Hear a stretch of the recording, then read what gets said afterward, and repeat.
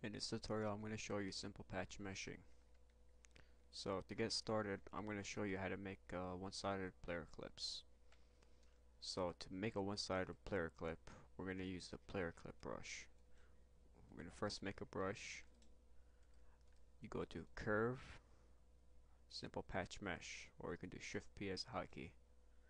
I'll show you what the different densities are with the width and height later on. For now it's going to use the default, and you have your one-sided player clip here. As you can see, one side is player clip, the other side is clear.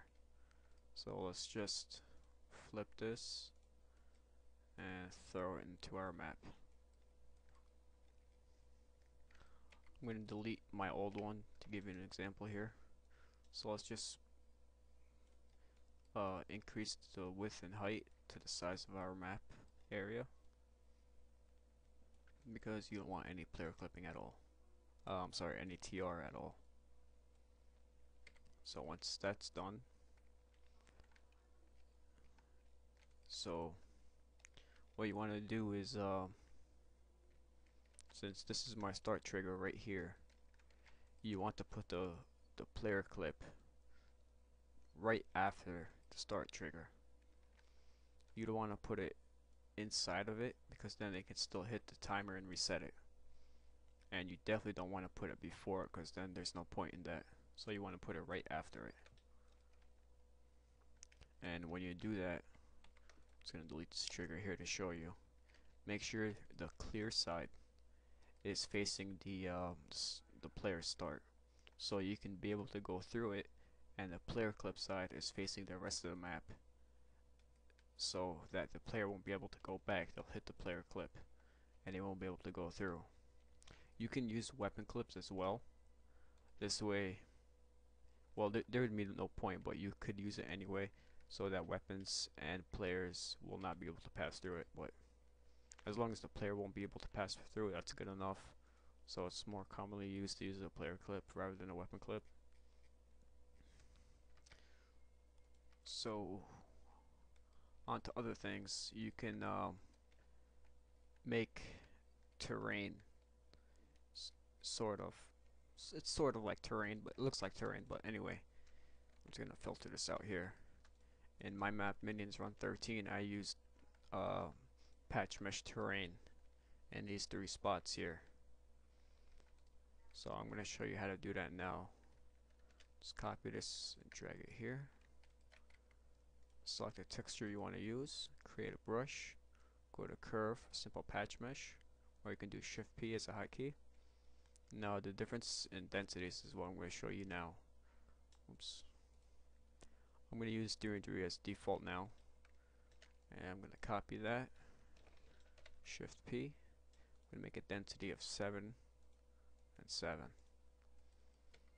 Now when you select these two and hit V to hit the vertices, you can see the difference right here. With the 3 and 3 you don't have much to work with. So if you just click the middle and drag up, you can make a hill. Compared to the 7 and 7, you have much more to work with. You can select these here and drag up, and you have this weird looking terrain here, and for some reason that one got selected too. So I'm just going to delete this one because I'm not going to work with this one. I'm going to work with this one here with 7 and 7. Let me just even these back out. Start over here. Now if you want this row right here to be selected and you're in the right view, well, this one right here, you can just select it on a 2D grid and just drag up or drag down. I'm just going to drag down on both sides. Same goes with the rest of the points. Just drag up as well, as you can see. So I'm going to change the view one more time. Excuse me. And in this view, these points right here will be dragged down. Oops. One wrong view again.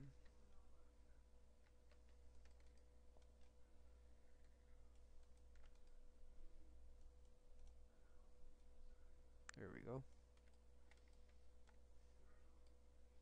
You select these, and it gets dragged down.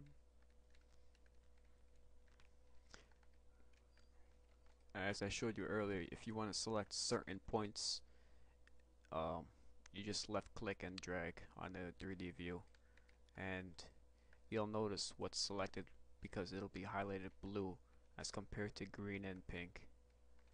And you just drag up in the 3D view. Oops, I deselected it by accident.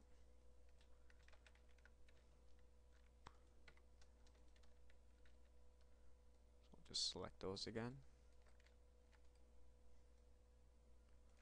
Well, it didn't work, but you get the idea. So we're just going to select random points and make some terrain here.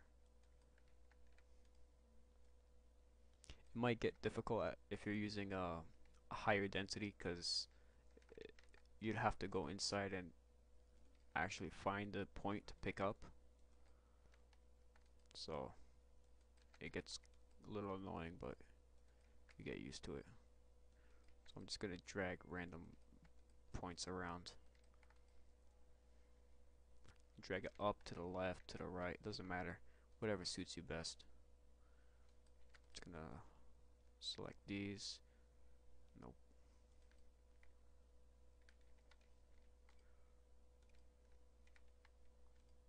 Just drag these up. This is too steep, so I'm gonna select one. Just do very gradual. Bring these down.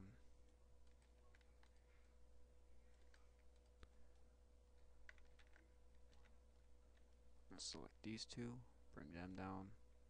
Bring this one down here.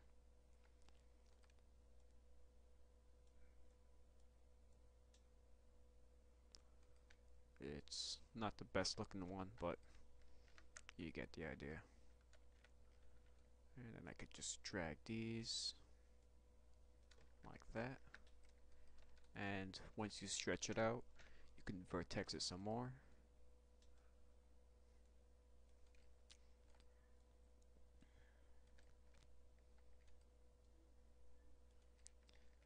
This is looking pretty ugly, but I hope you get the idea.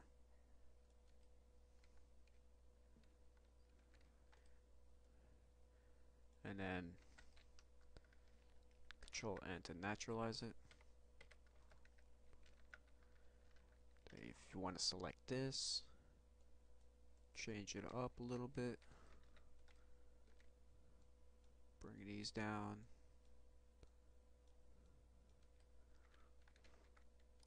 bring this up just a bit.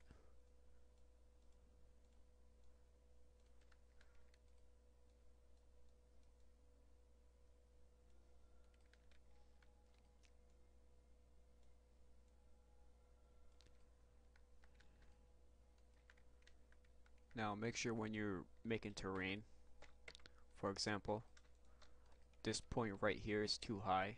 Players can go underneath that into here. So you want to have it inside, so they can't do that. Just by dragging it down here as well.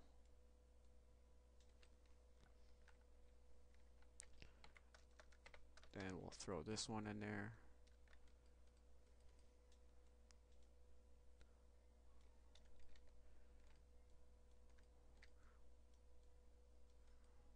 It's too much.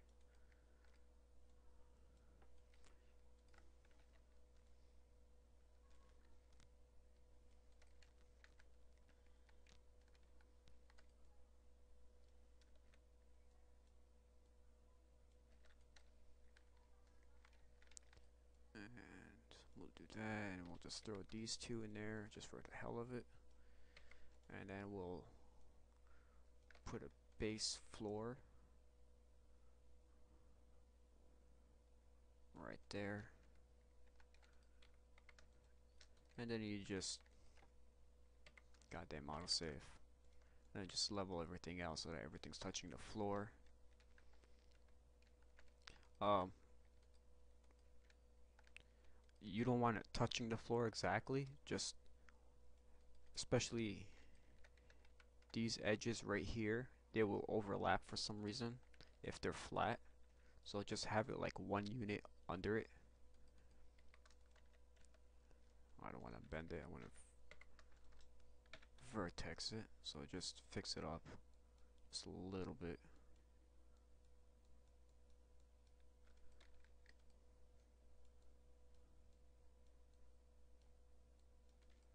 And you get the idea. And that's pretty much it for simple patch meshing. You could do a number of things with it.